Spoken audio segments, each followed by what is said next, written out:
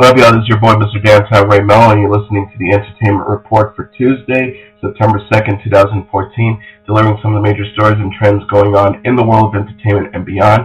You can follow the show on Facebook or on Twitter, facebook.com/The Entertainment Report with Ray Mello, that's RAYMELO, or on Twitter @The Enter Report. Hopefully everybody had a great Labor Day weekend. Lots to cover. The iCloud breach that shook Hollywood has the attentions of the FBI and Apple. The FBI and Apple are both investigating the leak of a massive trove of nude actresses' photos that leaked online over the weekend. The photos, which include shots of Oscar-winning actress Jennifer Lawrence, Selena Gomez, Mary Elizabeth Winstead, Kate Upton, and Kirsten Dunst, spread fast despite a grassroots effort to discourage people from viewing it. FBI spokeswoman Laura Emler told reporters on Monday, quote, "The FBI is aware of the allegations concerning computer intrusions and the unlawful release of materials involving high-profile individuals and is addressing the matter." She also commented that any further comment would be inappropriate at this time. One or more hackers appear to have stolen from the actress's iCloud accounts, which store private pictures and documents from subscribers' cell phones and computers. The company has vowed to investigate the security of its satellite systems. Apple spokesperson Natalie Kears told CNN, "We take user privacy very seriously and are actively investigating this report." The breach was traced back to message boards communities Reddit and 4chan, the latter of which is well known for trolling. It's believed that the photos have been circulating for weeks and even months prior to the public upload, as part of a nude photo trading ring that operates on several sites, including 4chan, Offshoot, and Anon IB. As Gawker pointed out, some of the photos, which including Winstead, are years old and had been deleted off phones, which would indicate that some of the hacks have been going on for years. Lawrence's reps confirmed that the photos were her, saying in a scathing statement that the leak was, quote, "a flagrant violation of privacy." But others, including comedian Victoria Jackson and pop star Ariana Grande, have said the photos supposedly of them are not there.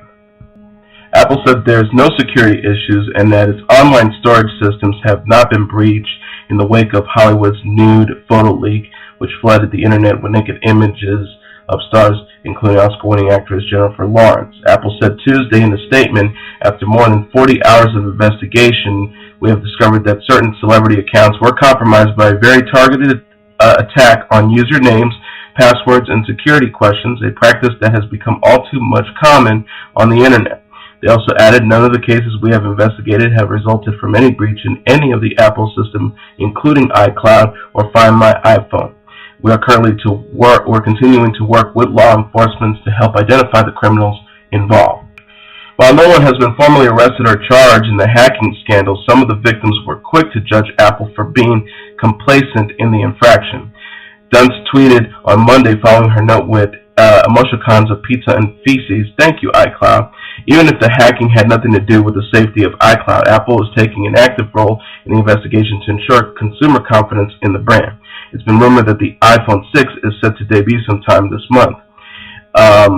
Other stars affected by the scandal are lashing out at the perpetrators behind the hacking.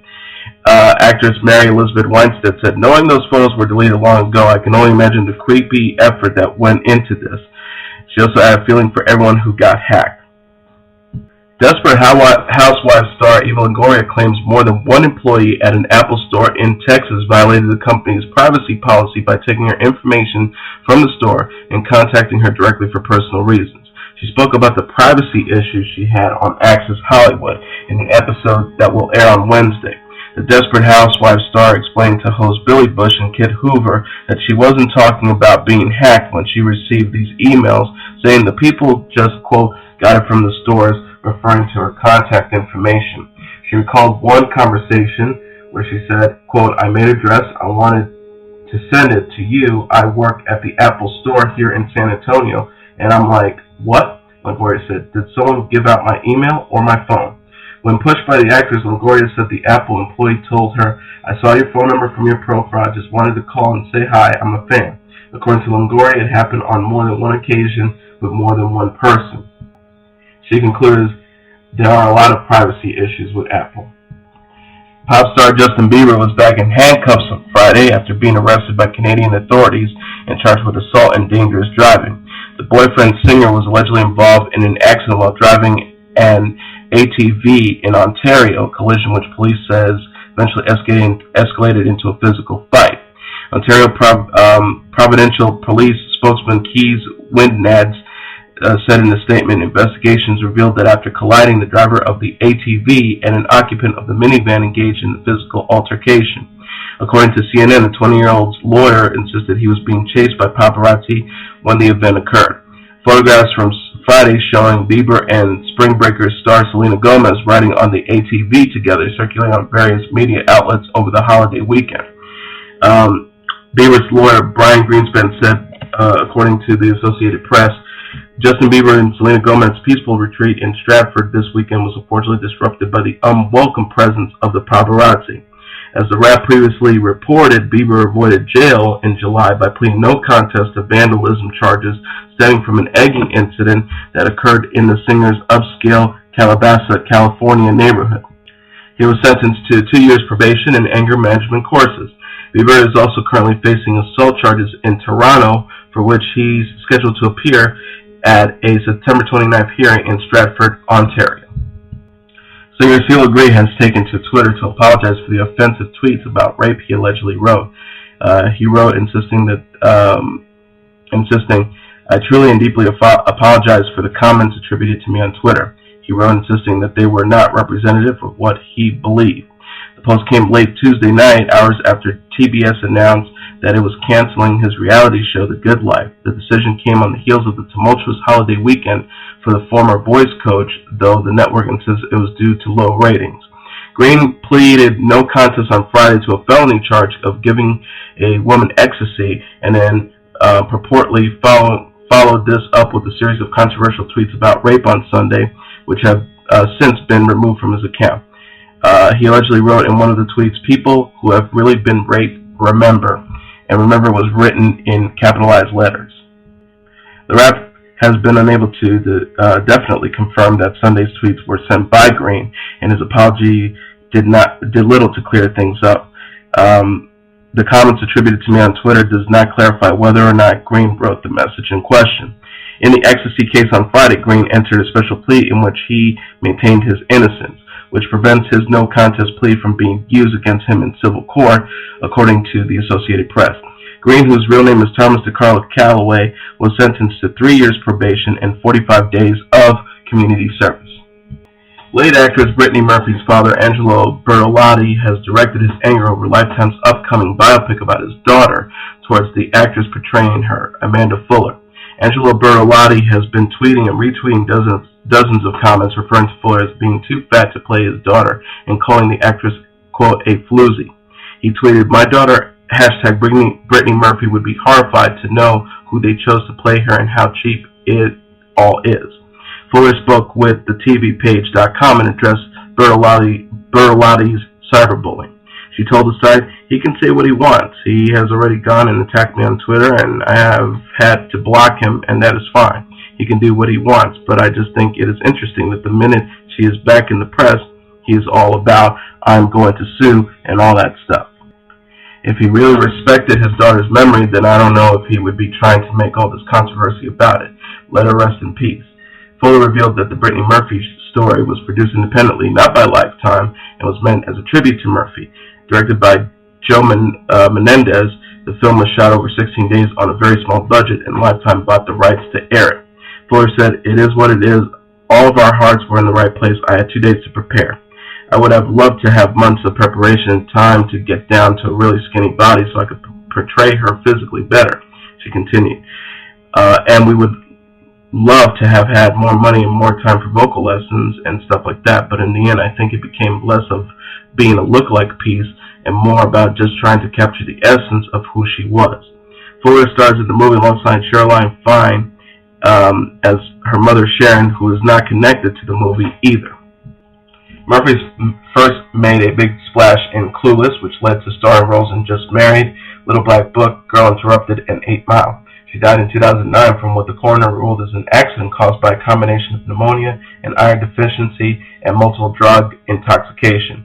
4 years later, Bertolotti's Murphy's on and off again estranged father came forward with evidence claiming that his daughter had been poisoned. Fans of HBO's hit series The Wire rejoice. The series is coming back and it's getting a touch-up. HBO is remastering the Damon Simon series for HD, which ran from 2002 to 2008, with an eye towards airing a marathon of the series. Crime drama, which chronicled police investigations of the criminal underbelly of Baltimore, starred Dominic West, Idris Elba, Wendell Pierce, and Michael K. Williams, among others. It is not yet known when the marathon will air. HBO initially planned to launch the marathon in September. However, the episodes are still under review and not yet ready to air. More bad news from the set of Fox's Utopia. Fox's upcoming reality show, which premieres September 9th, a female contestant was rushed off the set there Tuesday and was taken to a hospital so she could be treated for dehydration, according to reports.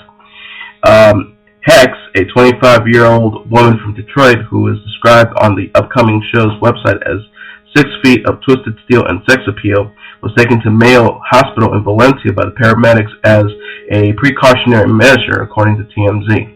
She was reportedly treated for 5 hours before returning back to the Utopia set to continue shooting. It is the second mishap in as many weeks for the new Fox show, which asks contestants to build a new society from scratch and does not include an on-site hospital. On August 29th, Andrea Cox was booted from the show before filming even began for attempting to contact other Utopia cast members, an apparent violation of the rules. Utopia premieres across 3 nights on Fox: Sunday, September 7th, Tuesday, September 9th, and Friday, September 12th. All episodes will broadcast at 8 o'clock Eastern Standard Time, 7 o'clock Central, and it will then continue on Tuesdays and Fridays at 8 o'clock Eastern Standard Time on Fox. Melissa Rivers provided an update Tuesday on her mother's condition. The legendary comedian and host of Fashion Police, Joan Rivers, saying she remains on life support. Melissa Rivers wrote, "On behalf of my mother and our family, we are extremely grateful for all the love and support we've received. At this time, she does remain on life support." She added, "I know my mother would be overwhelmed by the continuing outpouring of kindness, and I want to thank everyone for keeping us in their prayers." Rivers was taken to Thursday to Mount Sinai Hospital in New York after she stopped breathing during throat surgery at her doctor's office. The 81-year-old was later placed in a medically induced coma. Rivers' representatives did not respond to requests for comment on anonymously sourced reports Monday that she was being brought out of the coma. David Anderle, a record producer and music executive who worked with musical acts such as Frank Zappa, Judy Collins, The Doors, Sheryl Crow, and the Circle Jerks, died Monday following a battle with cancer, a spokesperson for Anderle's family said Tuesday. He was 77. A lifelong Los Angeles resident, Anderle died peacefully while surrounded by his wife Kathy, son Jason, and other family members. Anderle began his music career as the West Coast talent director for MGM in 1964, later switching to the West Coast operations director for Electric Records in 1968. His long run with a label was at A&M, where he served as senior vice president of AR alongside Herb Alpert and Jerry Moss until his retirement in 1999. Anderle also had a long-time friendship with Beach Boys frontman Brian Wilson, which led to the creation of the first artist-run label, Brother Records. While at A&M, Anderle served as musical supervisor for a number of movies, including The Breakfast Club, Pretty in Pink, and the Ron Williams film Good Morning Vietnam. After his retirement from music, Anderle turned to painting, eventually realizing his lifelong dream of opening a one-man show, Better Late Than Never, in 2007. Memorial services for Anderle will be private. Grammy Award-winning singer Carrie Underwood is pregnant with her first child. The 31-year-old superstar singer and husband Mike Fisher, 34, announced the happy news on social media on Monday. Carrie captioned an adorable Instagram photo of herself with 2 dogs who are wearing "I'm going to be a big brother" and "I'm going to be a big sister" shirts. And she wrote down, "In honor of Labor Day, Ace and Penny would like to make an announcement. Their parents can be happier." Mike, an NHL star, teased an interesting gender-neutral name idea on Twitter. He tweeted on Monday, "We haven't picked names yet, but it's looking like Fly is gonna fly. Hashtag boy or girl, hashtag Fly Fisher." This will be the first child for the Blown Away singer and her husband, who tied a knot in July 2010.